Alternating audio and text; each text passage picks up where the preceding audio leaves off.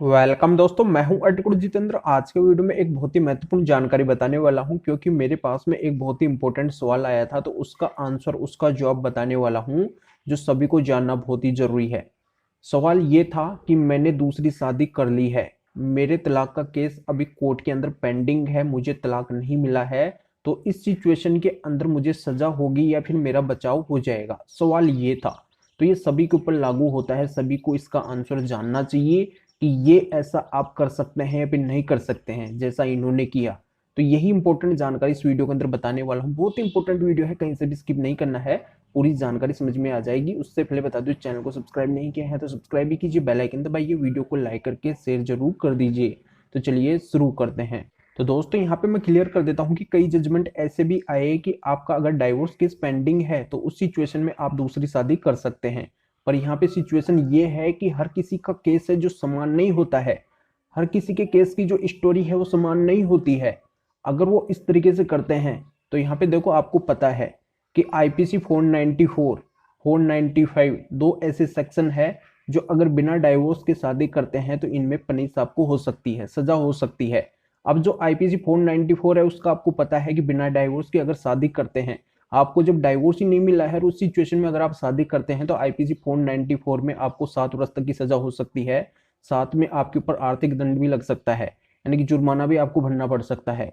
और दूसरा जो आईपीसी 495 है, उसका मतलब ये है कि जिससे आप शादी कर रहे हैं उससे अगर आप ये बात छिपाते हैं और उसको अगर पता चलता है कि आप पहले से शादीशुदा है, आपने कोई डाइवोर्स वगैरह नहीं लिया है, तो वो जो सेकंड वाला पार्टनर है वो भी आपके ऊपर आईपीसी 495 का केस कर सकता है, जिसमें 10 वर्ष तक की सजा है।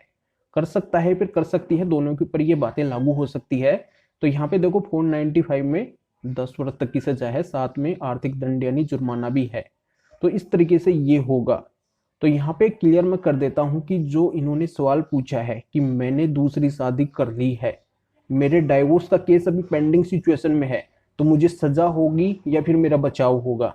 तो यहाँ पे मैं क्लियर कर देता हूँ कि जिस तरीके से इन्होंने किया है तो ये एक इलीगल है, इलीगल इन्होंने मैरिज की है। क्योंकि अगर डाइवोर्स का केस पेंडिंग सिचुएशन में है, उस सिचुएशन में दूसरी शादी नहीं की जा सकती है, बिल्कुल भी नहीं की जा सकती है।